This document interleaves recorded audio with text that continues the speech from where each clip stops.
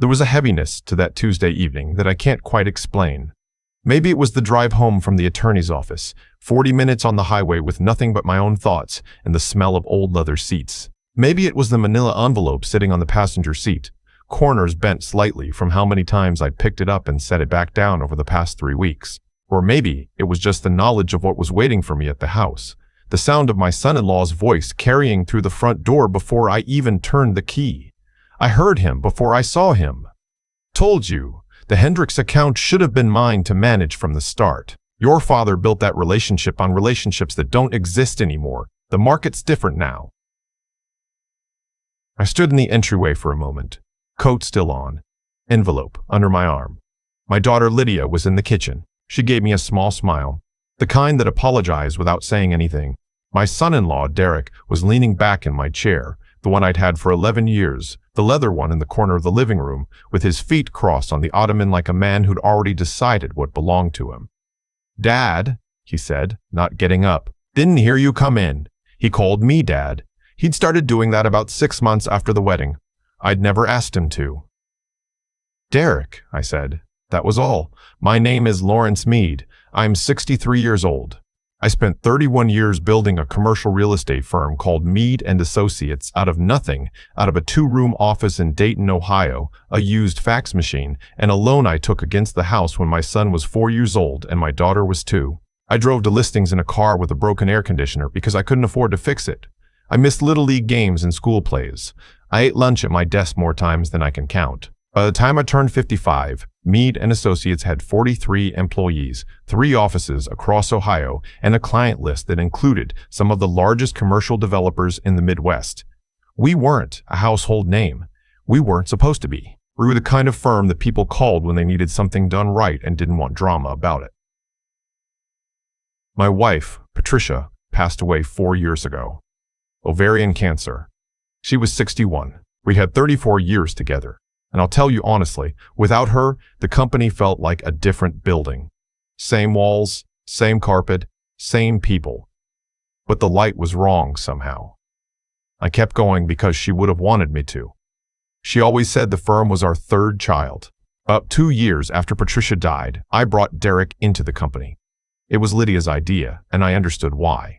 Derek had been laid off from his position at a property management company in Columbus, and they'd just bought their first house. He had a real estate license and some sales experience. I thought, and this is the part I've turned over in my mind 100 times since, I thought that giving him a place to land was the kind of thing a father does, the kind of thing Patricia would have done. His first week, he reorganized my filing system without asking. His second week, he told one of my senior brokers, a woman who'd been with me for 14 years, that her commission structure was probably going to change soon. When I addressed it with him, he laughed. Literally laughed. "I'm just trying to modernize things, Lawrence. The way you've been running this place. It worked in 1998. But we're in a different era." I let it go. That was my mistake. The first of several. Over the next 18 months, Derek positioned himself carefully. I'll give him credit for this. He was methodical. He was always the first one to volunteer for client meetings. He befriended the 2 younger brokers I'd hired in the past year, both of whom didn't know the history of the company, and saw him as the more current face of the office. He started syncing himself on emails between me and our largest accounts, and when I noticed, he said he was just staying in the loop. He also started talking about my retirement. Not directly at first. He'd say things like, "At some point, you're going to want to slow down, and we need to have a plan for that." Or, "The clients respect you, but they're also wondering about the future of the firm." He never finished the thought. He didn't have to. The implications sat there in the room with us. I was 62. I wasn't slowing down, but I want to be honest about something. There were days I was tired. Really tired. The kind of tired that lives in your shoulders and doesn't leave when you sleep. Patricia's absence had a weight to it that I hadn't fully accounted for. There were mornings I sat in my car in the parking garage for 10 minutes before I could make myself go inside. And Derek saw that. I think that's what he was watching for. The shift happened in March, right around the time of my annual meeting with the Callaway Group. our most significant client, a family-owned development company we'd worked with for over a decade. Derek asked to attend. I said yes because the Callaways knew him by then, and because I was trying to give him legitimate opportunity. I wanted to believe the best. In that meeting, Derek talked for 40 minutes. I watched Robert Callaway, the older son who ran the account, nodding along. Afterward, Derek told me he'd suggested to Robert that he might want to schedule some one-on-one calls going forward to streamline communication. I asked him what that meant. He said, "It means you don't have to be involved in every conversation, Lawrence. You've built something great here. You can let people run it." I went home that night and sat in my living room for a long time. Then I called my attorney. His name is Martin Greer. He's been my attorney for 22 years. He's the kind of man who doesn't waste words and doesn't lose his composure. And when I laid out everything that had been happening, Derek's behavior, the client conversations, the internal maneuvering, Martin listened without interrupting. When I finished, he was quiet for a moment. "How much of this is documented?" he asked. "Some of it. We need all of it," he said. "And Lawrence, before you do anything, I need you to do one thing for me." "What's that?" "Act like nothing's wrong." The next 6 weeks were the strangest of my professional life. I went to the office every day. I was pleasant. I included Derek in meetings, forwarded him emails, asked his opinion on listings.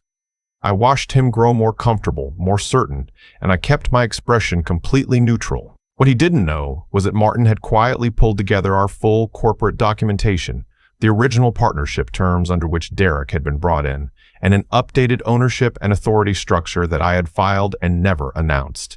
He'd been brought in as a junior equity partner with a clearly defined scope of authority that, among other things, explicitly prohibited him from making independent contact with clients regarding firm strategy without my written approval. He'd been violating that since month 4. Martin also discovered something I hadn't known. Derek had reached out to a competitor firm in Cincinnati, a firm called Regent Property Group, and had shared a summary of our top client relationships, including contract terms and renewal timelines. This wasn't a rumor. There were emails, forward from his company account, the kind of mistake you make when you're so confident in your position that you stop being careful. Martin brought me the printouts on a Wednesday afternoon. "He's planning to leave," Martin said, "and he's planning to take as much with him as he can." I held the papers for a long time.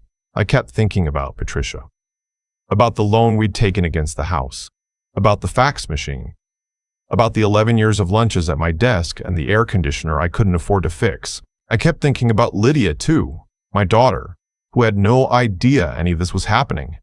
"What are my options?" I asked. Martin told me. "All of them." It took about an hour. When he finished, I said, "I want to do this the right way." "Define right," he said. "I want to do this the right way." "Define right," he said. "I want it to be over," I said. "And I want it to be clean. And I want him to understand exactly what happened." Martin nodded slowly. "Then here's what we're going to do. There's a particular kind of dinner that happens in families where everything looks normal from the outside. The table is set. The food is good. Everyone is making conversation.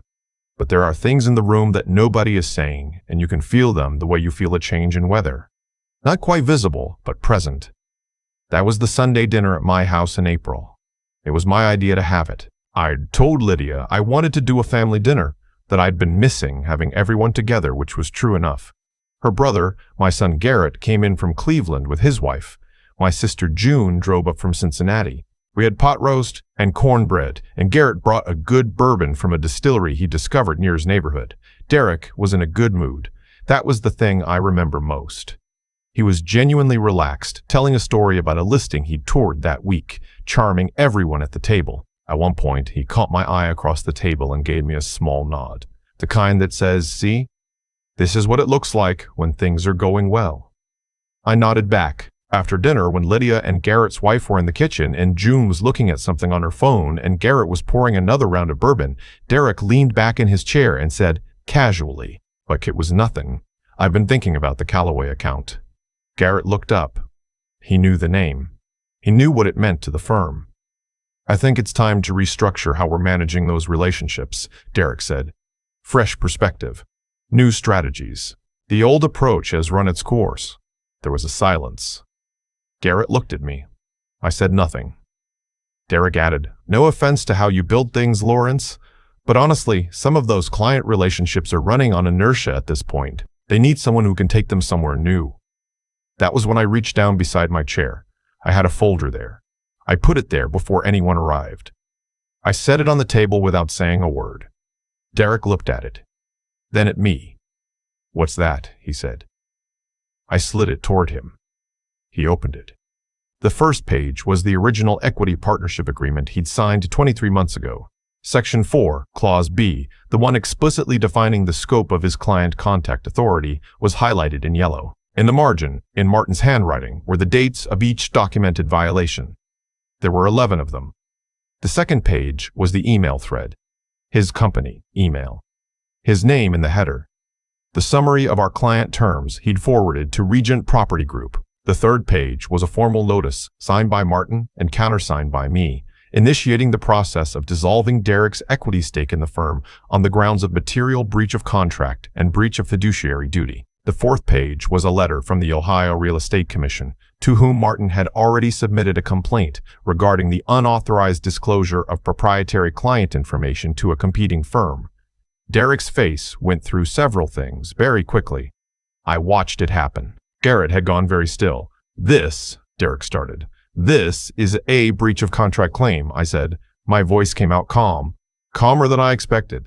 "And an ethics complaint with the state commission. Martin will be in touch with your attorney this week about the timeline." Derek looked at Lydia, who had come back into the room. She was standing in the doorway, holding a dish towel, reading the situation without having heard a word.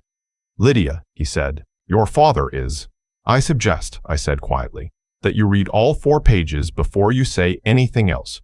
He looked at me then. Really looked at me. Maybe for the first time since he'd started calling me Dad, and I thought about what he'd said. 18 months ago, when I'd addressed his behavior with one of my senior brokers, I let people think I was tired. I let them think I was fading. I let Derek think that his position was secure, because that's what Martin had told me to do, and because I'd learned a long time ago that the most effective move is often the one nobody sees coming. Derek didn't say another word that night. He stood up, pushed in his chair, and walked out through the front door. I heard his car start in the driveway. Nobody moved for a moment. Then June said quietly, "Well." Garrett let out a breath. He poured himself a little more bourbon and then, without a word, reached across and poured some into my glass too. Lydia sat down.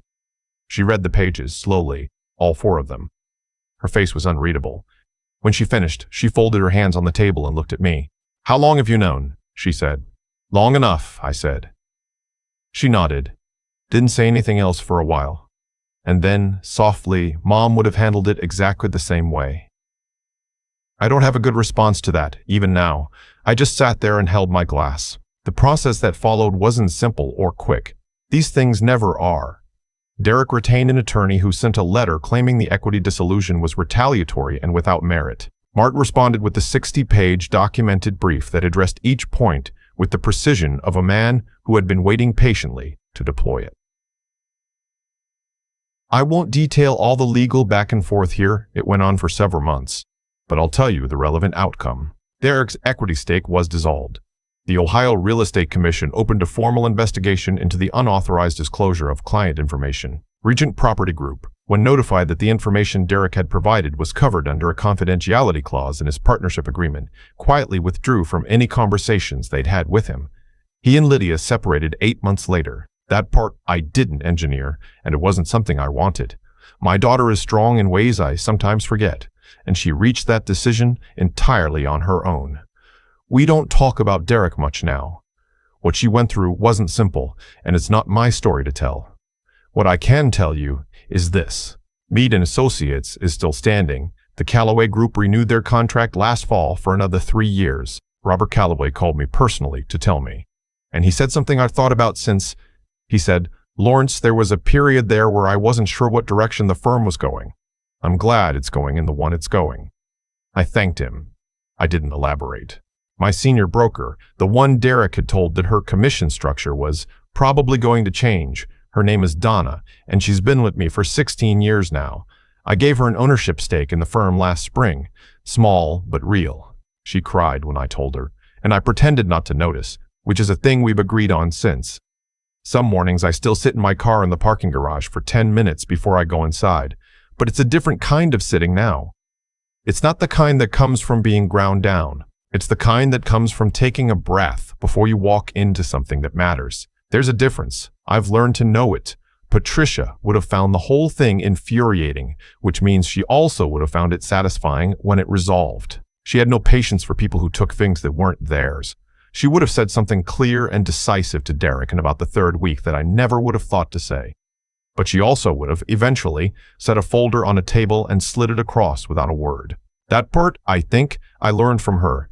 There's a photograph on my desk at the office. It's from 1994, when the firm was 2 years old. Patricia is standing in the doorway of that first two-room office, wearing a jacket I don't think she owned anymore by 1997, holding a cup of coffee in both hands. She's laughing at something outside the frame. I don't remember what it was, but whenever I look at it, I remember what we built and why. And I remember that what we built isn't a thing that belongs to whoever walks in and takes a seat at the head of the table. It belongs to the people who showed up when there was nothing. I showed up, and I'm still here. I've thought a lot about what I could have done differently. Not in a regretful way, more like the way you review a long drive after you've arrived safely. You notice the turns. You notice where the road narrowed. The honest answer is that I made it easy for Derek. Not because I was naive, and not because I was fading the way he thought I was. I made it easy because I wanted to believe that bringing him in was the right thing. That loyalty inside a family moves in both directions. That a man who sits at your table, eats your food, calls you dad, that man wouldn't look at what you built and see something to take. I was wrong about that. And it cost me almost 2 years. But here's what I've come to understand, sitting with all of it now. The cost of trusting the wrong person is real. But it's not permanent. What's permanent is what you do with the clarity that comes after. Derek gave me something. In a way, he showed me exactly where the cracks in my own thinking were. I had confused generosity with sound judgment. I had let my grief over losing Patricia soften my attention to things that deserved sharper attention. That's not self-criticism. That's just the truth. The people who try to take things from you, whether it's your business, your reputation, your peace of mind, they almost always rely on one thing. They rely on you being too distracted, too tired, or too kind to look closely. Derek counted on that. And for a while, he was right. What he didn't count on was that I'd look up. There's something I want to say about the way this resolved, because I think it matters. I didn't go looking for revenge. That word doesn't sit right with me, honestly. What I went looking for was accuracy. I wanted an accurate picture of what was happening inside my own company. And once I had that picture, once Martin laid it out in front of me, I moved carefully, deliberately, and without anger.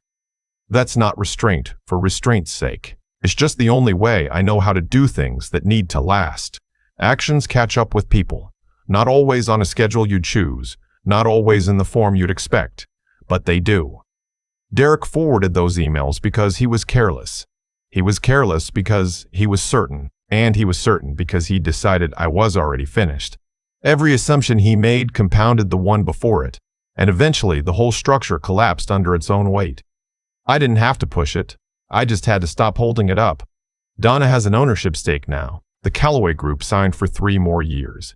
And every morning I walk into Mead & Associates, I walk into something that is exactly what it was always supposed to be. Built on honesty, run with discipline, and not owned by anyone who didn't earn it. Lydia is doing well. That's what matters most to me. Quietly, on most days. I kept the photograph of Patricia on my desk. I'm keeping it there.